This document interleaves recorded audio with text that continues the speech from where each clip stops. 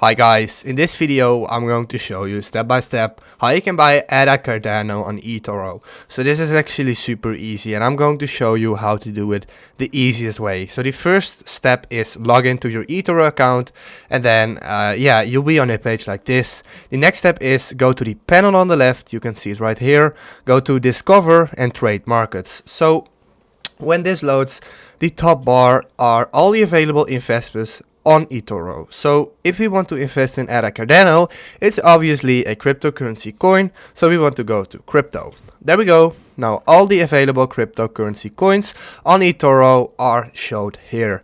So now we want to find ADA Cardano, and it's actually right here in the middle, and we want to buy it from here. So as you can see, it's now a little bit down, so I think it's a good time. So let's hit buy, and as you can see, now we can enter any amount we want to buy in ADA Cardano. So let's do it to a trade or an order. So I would recommend to do an order, and you can change the rate, you get the point, then the amount. So deposit 1,000 in order to set this order. You can do that. By trade, it's just anything.